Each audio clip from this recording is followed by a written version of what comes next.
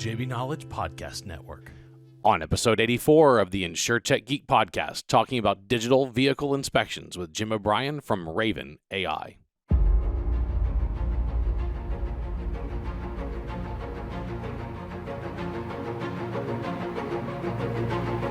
The Insurtech Geek Podcast, powered by JB Knowledge, is all about technology that is transforming and disrupting the insurance world.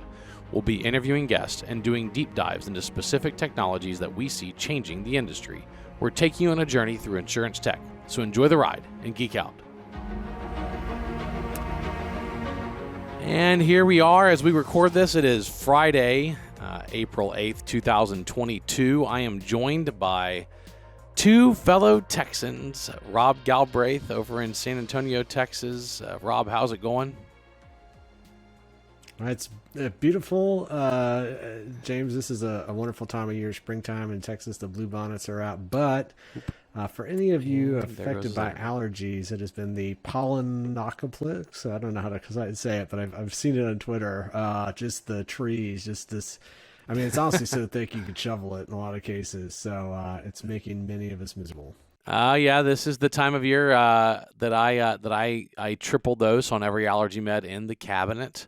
Also with us, a recent import to the state of Texas. We'll take him though. Jim O'Brien from over in Austin, Texas. Jim, how's it going? Yeah, right on. New to Texas. It's going great. Good to join you guys today. Does the air feel? Does it smell like less taxes to you? Does it It's like, oh, I'm paying less for my government here. Yes, it does. And when we first came to Texas in March, we collectively as a family took our masks off too. So yeah, it was a big change. We moved from the DC area. Yeah, we don't wear those here. Yeah, right. And all of a sudden, my kids are like, "No, I got to go to school." So wait, what? So it's been great. We love it. Austin's been really welcoming and a great place to grow a new company. Yeah, absolutely. Yeah, it's a different world over here in Texas. There's a reason that over 1,000 people a day are moving to the state, and so we're happy to have you. I imported myself here from Louisiana 25 years ago myself, and never looked back. I go visit my parents all the time, but love being over here in the great state of Texas. So I'm glad that you're joining.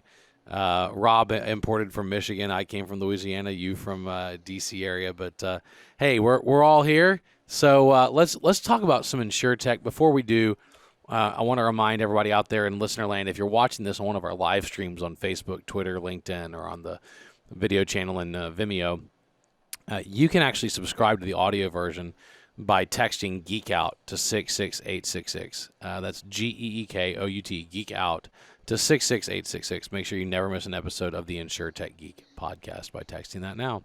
And back to our guest, Jim O'Brien, Ravin AI. Now, for those of you who like to open the website and check it out while we are talking, that is RAVIN.ai, Ravin AI. And, of course, their website says it best, building the world's most advanced digital vehicle inspections.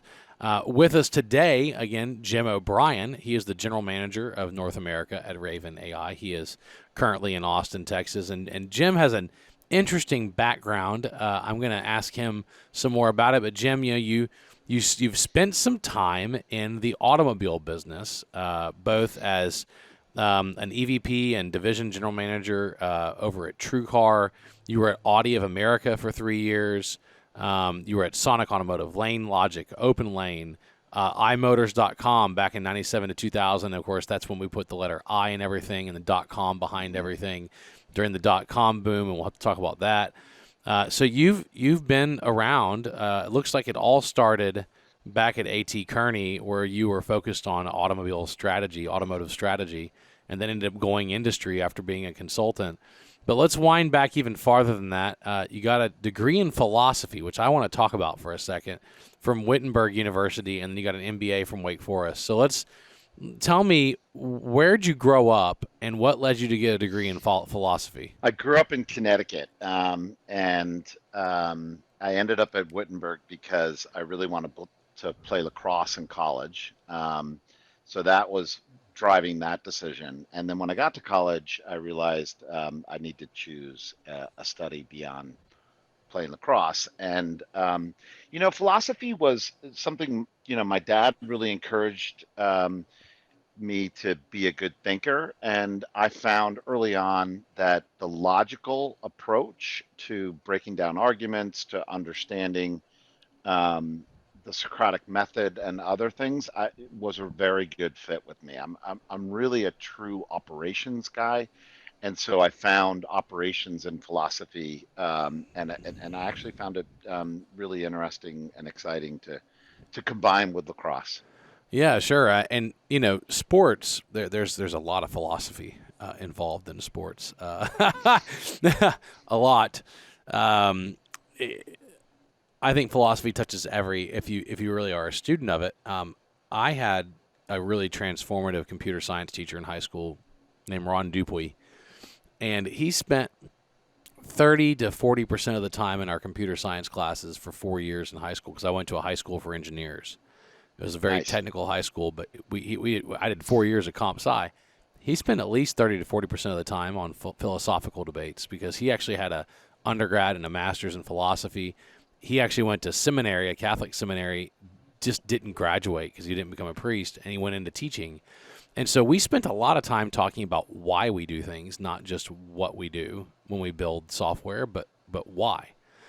And I remember some of our most vigorous debates were not about code or coding or what software language, but about why we were doing things to begin with. And so I think philosophy is a wonderful basis in general. It teaches you how to think, right? And Yeah. how to think about things. And how to build an argument, and Yeah. and sort of the importance of being able to support the argument and those kind of things. Yeah. So it was a good foundation So it looks like for.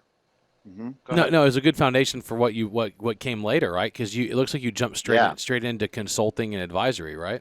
Yeah. So what I did after Wittenberg was I actually went to work in a manufacturing plant. So I had the good fortune of um, my parents really kind of instilling in me two things, education, and then second thing, education, and then probably the third thing, education, and then maybe if there was a fourth thing, it was it was love what you do. My dad, really successful dude, loved what he did, like just loved his job, and I think he tried to pass that along to me, and I picked up on some of that, and so. What I was after Wittenberg was, hey, I love the car business. I love cars. And so I got to do something with cars. And I was fortunate to get a role at a Toyota manufacturing plant in Long Beach, California. Moved out to LA and could walk out as a production control planner. Got a lot of training in the Toyota production system and just in time, which was super hot at the time, and Kanban and Kaizen, and just loved walking out on the plant floor and feeling the metal presses take sheet metal or rolled metal and press it into parts. And so that's kind of where the automotive bug. There was a spark already there, but I really got it and got some great training at Toyota and learning in Toyota production system just in time. Yeah, it's that movement hit software about 20 years later, in the Yeah. in the form of Agile, and of course now Agile methodology and Agile Kanban systems. They use Kanban boards. I mean, Yeah. it took about 2 decades for people to realize that we could manufacture software with a lot of the same principles and philosophies that the Japanese pioneered. I'm a big fan of Lean and Toyota Way. There's some really neat stuff out there.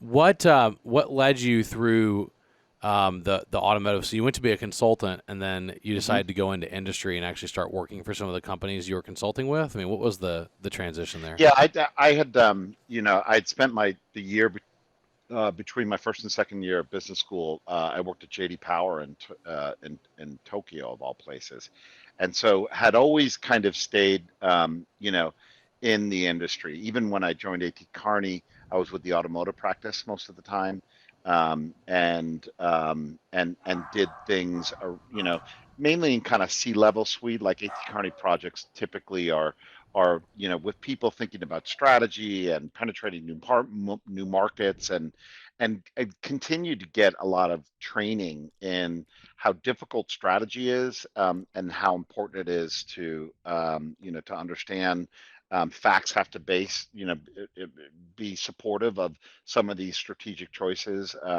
So have always kind of been in the automotive space in consulting to get exposure to a lot of different things.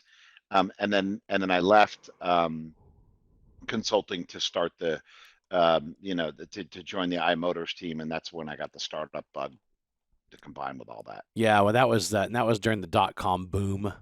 There was Yeah, it was an exciting time in technology, and then it was a scary time when the whole economy collapsed and the technology kind of led the way down the collapse of the stock market. It was nuts. totally. Yeah, iMotors was a Paul Allen funded venture. Oh, Um, nice. Mr. Allen, I believe, is now passed. Bless his heart, but Vulcan Venture. So we were we were right there in the bubble. Like it was, we were going to change the world, and it was a lot of fun, a lot of learning, and a lot of hard work um, went into that. But you're right, it was the go-go days. Yeah, it really was. Well, yeah, Paul Allen passed away in October of 18. Seattle legend, Okay. obviously co-founder of Microsoft. Best buddies with Bill Gates and super into music. Built some awesome stuff up in Yeah. Seattle, and I'm a huge fan of his. So Yeah, but and he was a big boater too. So oh I yeah, do have a love of boating, and he was like one of the first billionaires to like go big on these yachts. And yeah. Paul Allen was a cool guy. Yeah, he led the way. Of course, Oracle followed suit there and Yes, yeah, big time, both on sailing and in motor yachts. So you yeah, progressed through a bunch of different companies after that, but you wound up in right. 3 years at TrueCar, and then just over 4 years, almost 5 years at BMW Financial Services, 3 years at Audi. So what did you Mhm. learn through all of this time in automotive? Like, what was your focus, and where'd you really focus your time? Yeah, so I became I became an expert in the used car business, and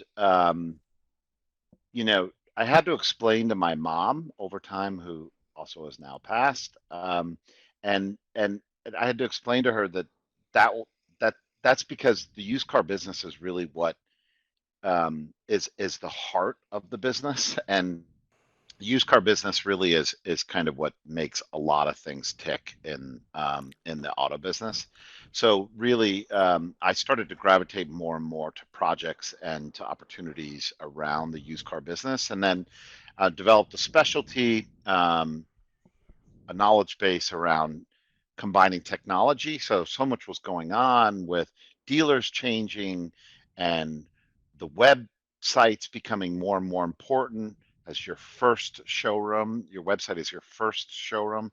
That the combination of the used car knowledge and the value chain in the used car with technology, and how technology was going to introduce new tools to help manage that complexity in the used car business was um, the path that I've taken over the past decade or so.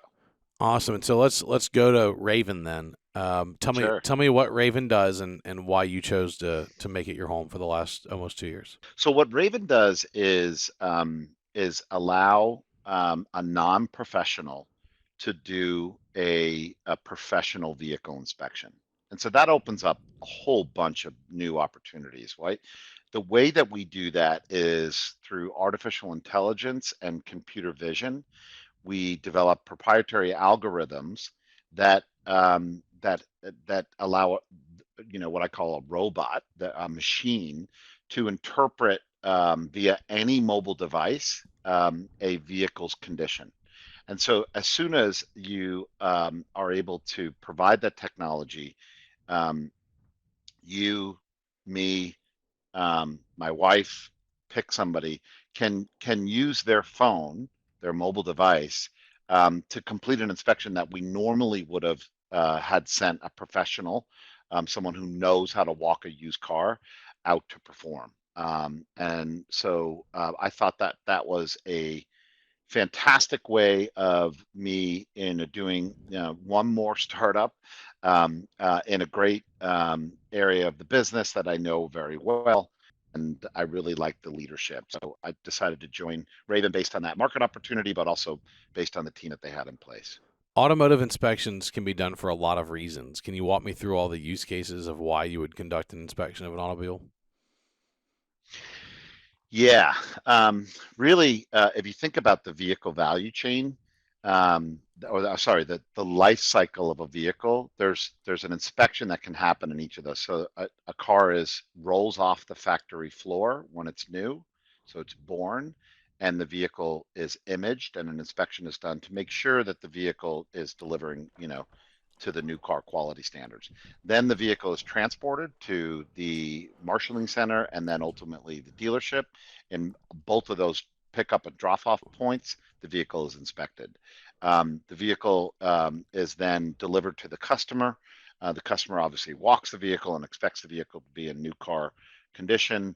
But then when the vehicle comes back in for service following that life cycle, the vehicle is inspected because the customer wants to make sure there's no damage on the vehicle after they pick it up.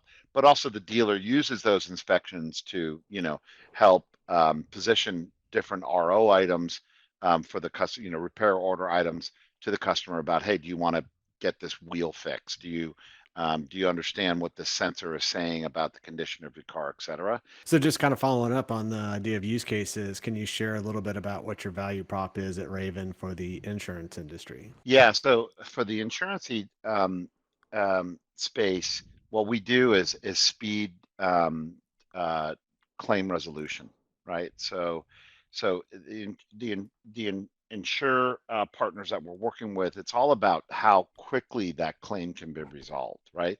So if you're in an accident on the side of the road, um, and the insurance company can send you a link to Raven technology for you to do a quick scan, then the insurance company can very quickly say, hey, that's below your deductible or that's above your deductible, or more importantly, can much smarter route the vehicle where it's going to go. Hey, that's light repair, so it can go here. That's medium repair, it can go there. That's heavy, so we'll send it to the other place, or even that's got to go to the Copart yard because it's salvage. So by providing that information at the site of the accident, almost within minutes of an incident occurring, we can speed that time to claim. Yeah, so you're really about getting the claim paid faster and being more accurate. Correct. Yeah, thanks for sharing that, Jim. For folks that go out to your website, you've got three product brand names that you Mm-hmm. talk about: Raven Inspect, Raven Auto Scan, and Raven AI. And I was hoping maybe for our audience, you could just give us a little bit on what each product is and how they're different. Yeah, you bet.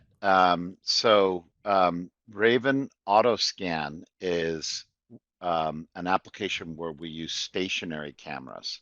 So a vehicle would drive into a tunnel or a booth of some manner, and we have stationary cameras that are there all the time, all connected to the internet, and image the vehicle that way.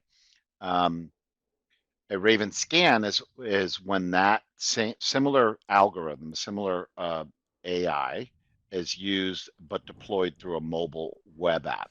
So you can use a set of stationary cameras through AutoScan, and then Raven Inspect is when we deploy that similar technology on a mobile device.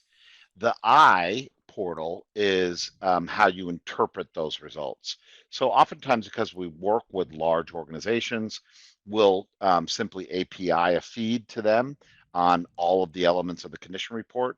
But smaller organizations, smaller fleet operators want to just come onto our website and see the condition reports, see the damage assessment, um, review it, maybe add elements to it. So the I is their portal that they can go in and see the results of the scan, either captured via auto scan, the stationary cameras, or captured via some mobile device. Awesome. So how accurate are you finding this is? I mean, let's really talk about this because there's going to be a lot of skeptics when you talk about a technology being this heavily involved in evaluation of a physical asset. It's a great question, and it always comes up, right? So the accuracy rate is important, and we can get into a lot of what we're doing to help improve there. I can tell you that I was said at the outset, I've been at the organization a little over 2 years. The accuracy rate is dramatically better than what it was 2 years ago. I mean, looking for a number, I give clients somewhere, in the high 60s, low 70% as an accuracy rate, which means that about 30% of your results need to be reviewed as what we call like a false positive. Yep. And what happens with the false positive is two things.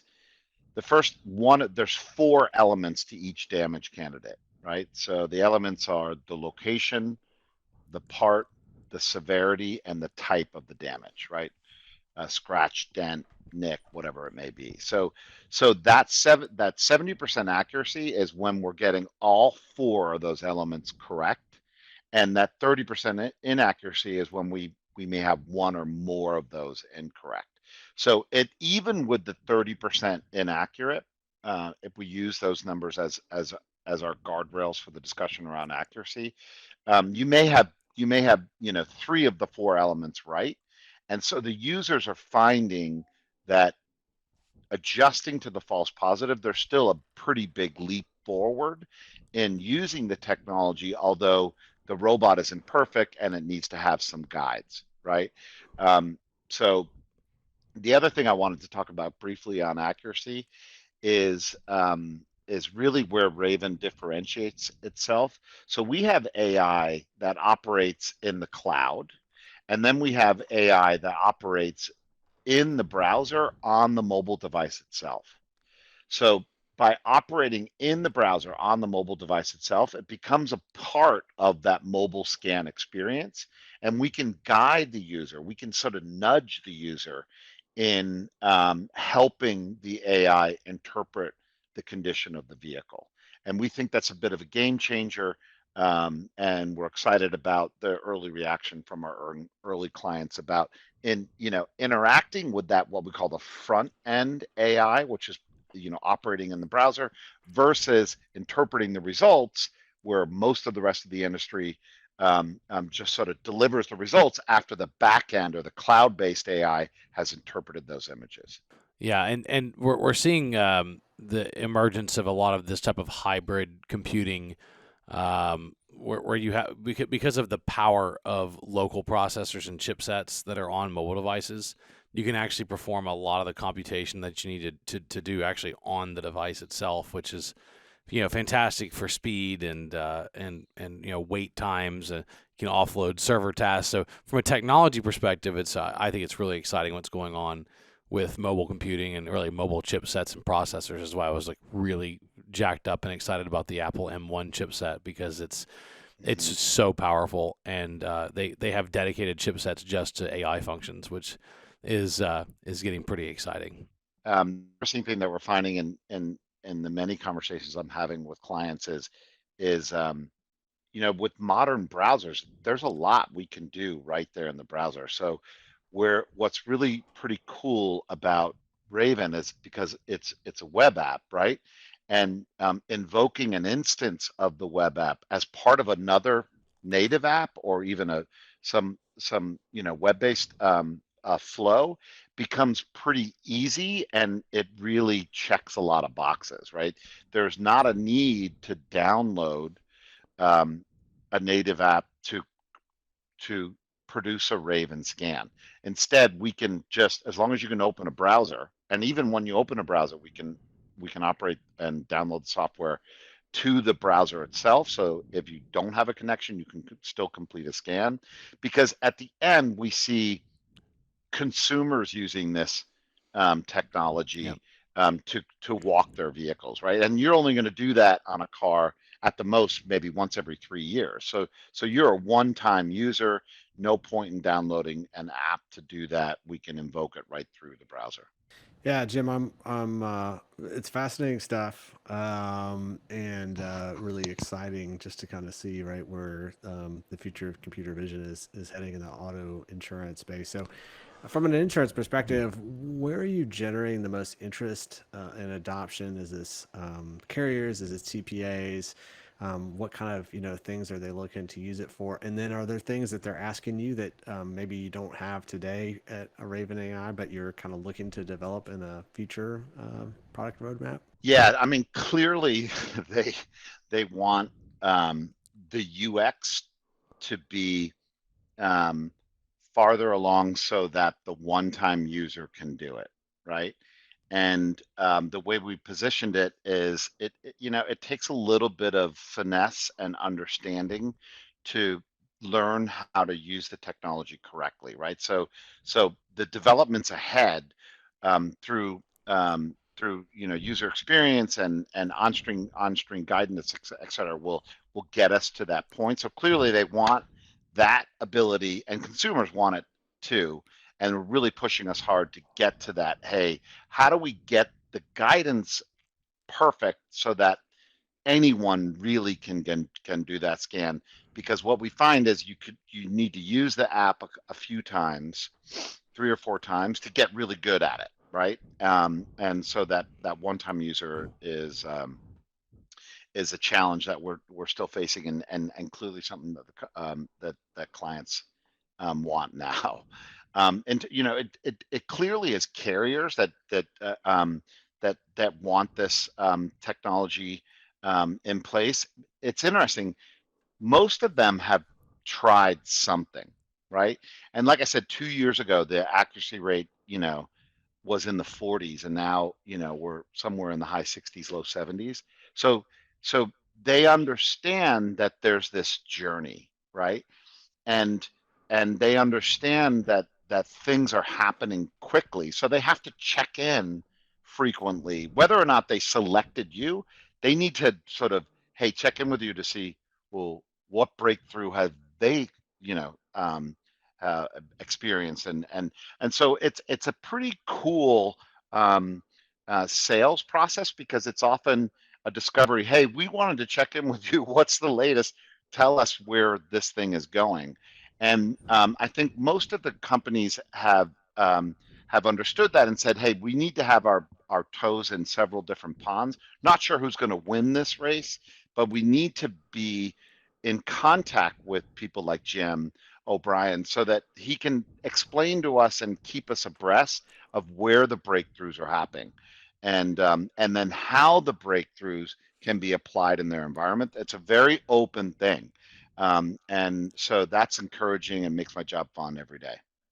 Yeah, that's awesome. And you're right. I mean, just the pace of the technological change and capabilities is so rapid today that it's definitely a challenge to kind of keep up with. And even if it's not right for your organization today, just keeping it on the radar so it doesn't kind of fall, out of sight, out of mind, I think makes sense because you guys Exactly. are improving by leaps and bounds. And that makes And sense in and terms of the ultimate, right? Somebody gets in an accident and they do the inspection like right there at the scene of the accident, right? To right. kind of process what's going on and kind of get instruction from their carrier in terms of, what to do with that vehicle. That makes sense. It's kind of the ultimate use case. Yeah, and we've seen maybe a little bit more in the car business than the insurance space. We've seen, at least in the car business, a huge appetite for the consumers to do more themselves, right? And so there's this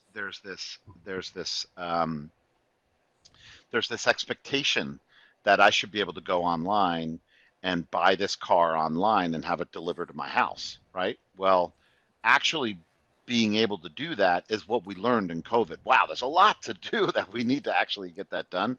And I think that the insurance space is ripe for the same thing. They've seen, hey, we need to be able to do more of this on the web, through technology, mobile devices, et cetera.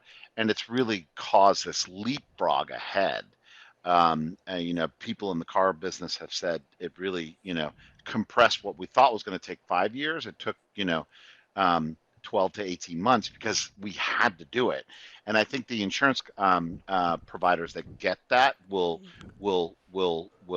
bring the innovation to the market faster than the ones that don't. Well, it's good conversation around this. Let's just close out with this, Jim. What do you see as the next logical step for this technology? Are we going to fully automated inspections with no human being intervention? I mean, I understand the journey along the automation path and that humans still have to be involved. Do you envision a future where one day we can automatically do the vast majority of these, like 95% of these? I mean, is that the goal? I think that is the goal, because what it allows the vehicle to do is just turn faster, right?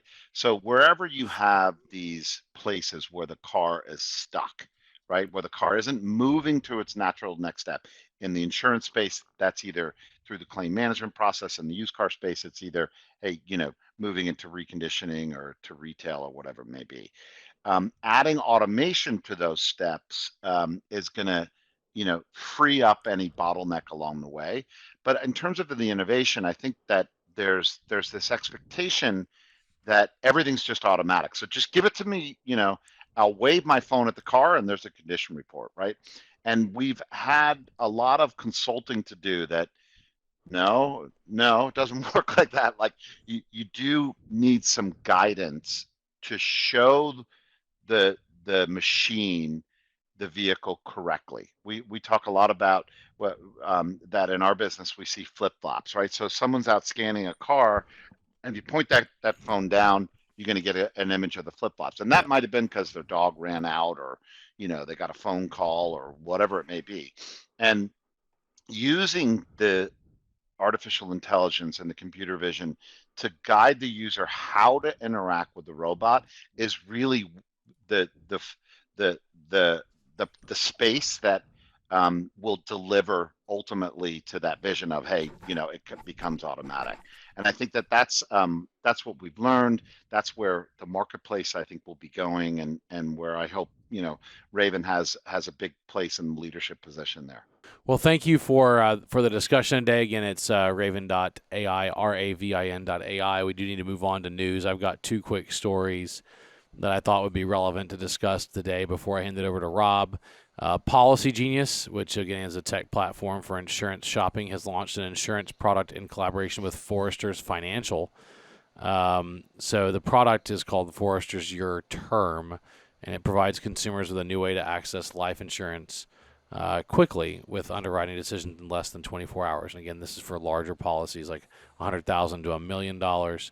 And that's 10, 15, 20, 25, 30-year terms. So you're starting to see, again, a bigger push, and sometimes Insurtech's jumping into actual insurance products, not just being technology vendors. And that was from FinTech Global. Also from FinTech Global, Insurtech startup Joe Flood, launched backed by Chubb.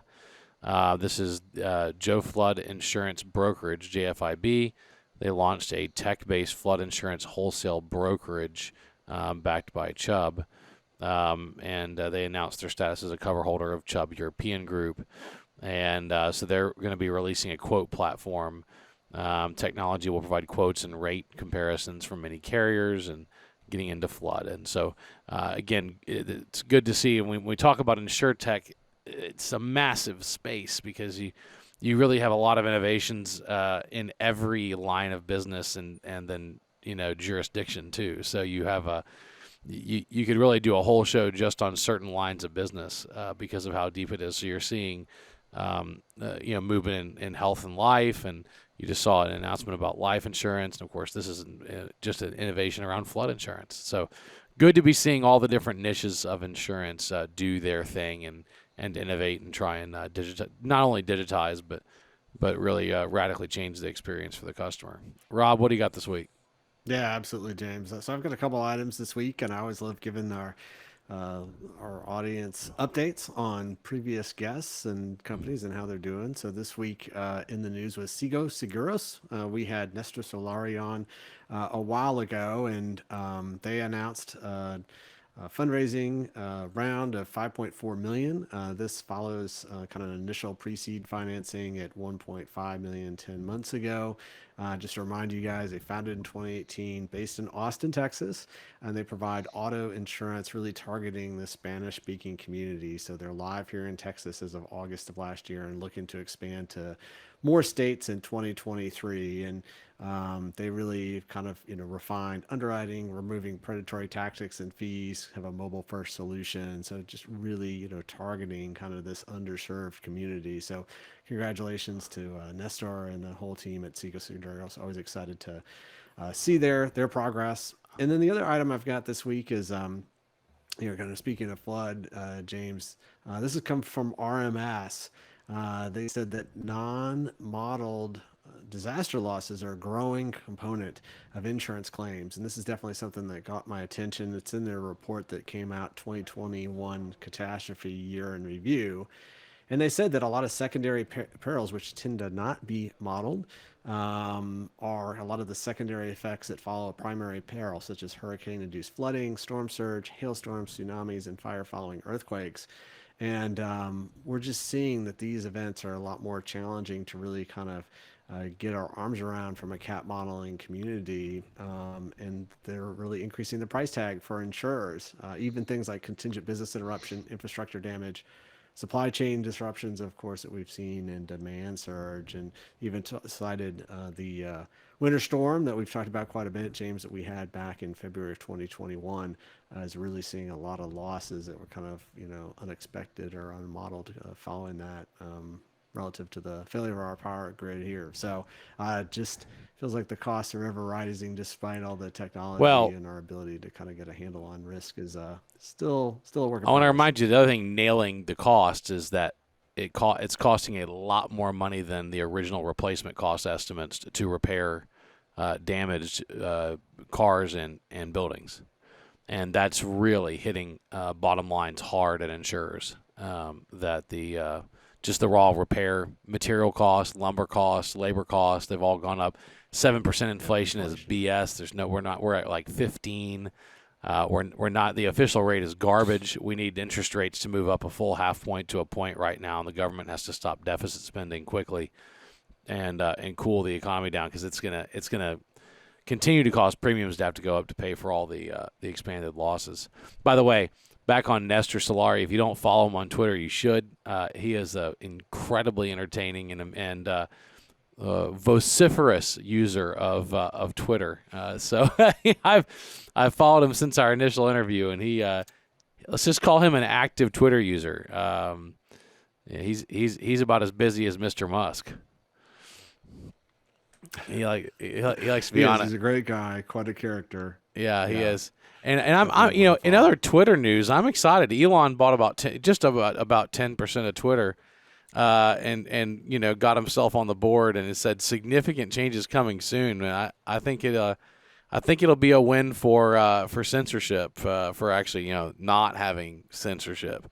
And I think that Elon has learned how to really use Twitter to get messages out, and doesn't like the censoring nature of things, and he has plenty of money to go buy 10% of the company and get on the board. And so let's call him an activist investor, because he actually recently amended his filings and recategorized the nature of his investment. So let's call him an activist investor, but one who has a very personal vested interest in making sure Twitter remains open and free.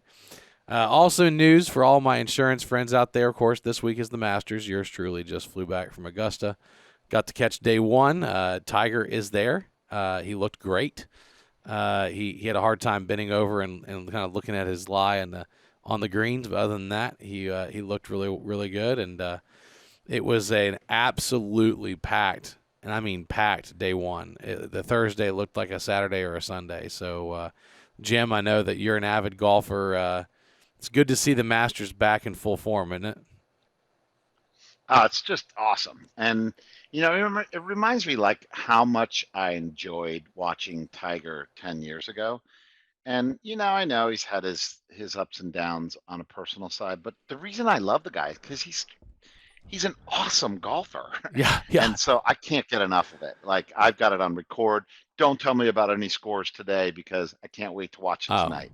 Okay, so I won't mention today's scores, but we can just say that Tiger finished one under. He finished one under yesterday, and he hasn't even teed off yet today. So the first group went last today. So he's in the afternoon. So you haven't missed him. And I'll leave out the rest of the leaderboard. But let's just say I think it's going to be a very competitive Masters.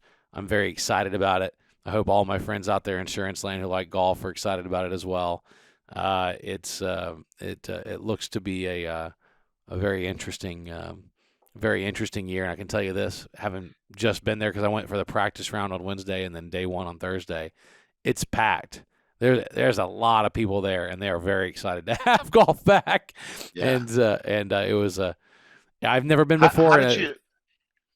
How did you find the weather? Like I've heard, the weather's up and down, or it was dicey. So Wednesday it was all kinds of scattered thunderstorms all over the place, and then Thursday morning it was supposed to be clear. It ended up being low clouds, wet, and raining all night. In fact, the short-term rental house that we were in got struck by lightning, and it took out our cable internet. Like, just to tell you, like, there was some pretty nasty weather Wednesday night. We show up Thursday morning to the golf course. It's soaked, and everybody had pretty muddy shoes in the morning. But the sun came out. The Augusta. You want to talk about a study in business? I mean, talk about a hell of a business model. They don't let anybody put their brand on anything around that, and it is no technology is allowed on the course at all. No phones, no cameras, no ads, no billboards, no ads, no billboards, no mention of anything. Yeah. It is the classiest event sporting wise I've ever been to. They control their own stream. They have very, very few TV ads. I mean, they have really protected the integrity of this tournament, and but they also use the hell out of technology. They got their first telephone lines installed underground in 1941 for their scoring system. Was in 41 they started calling in the scores. Yeah. And they were one of the first sports events broadcast on the radio. Not the first, but they were early in the radio broadcast game. They were early in the TV game. They have technology everywhere. Every green has a blower system installed underneath the green that extracts the water from the green. You can hear it when it's raining. You can hear the blowers going full tilt when you're away from the green. You can't hear it on the green, but away from the green, and you might actually be standing over the fans. It's blowing. It's amazing the amount of technology they use in the course. I've never seen anything like it, but they hide it. Yeah, I was streaming a little bit yesterday, and there's no question they're using 4K cameras. Like, the quality, I was like, damn, this is like as good, if not better, than my TV. And that was a live stream from the Masters. Yeah, and no one's allowed to bring any of their own video or cameras, so the only images and shots you're going to get are from them. They have, and this is the only course I've been to that has permanent scoreboards and permanent video camera stations installed on the course. It's the only place I've ever been, and they're all covered in green, so you almost don't notice them because everything is so green and lush there. They hide and tuck camera guys in corners, and they cover everything in green. It is the most incredible business I've ever seen. I've never seen a business run like this. I mean, it's love it. Yeah, love it was. And it presents so well on TV. I know. I mean, I love it. I can't wait to watch it. But because they control everything. They control the broadcast and the cameras and the direction. They control everything. In their merch store, you would have thought people were in a Buc-ee's in Texas, man, because they were running in. And you can't run. Sorry, you get kicked out if you run. But they were walking briskly into the merch.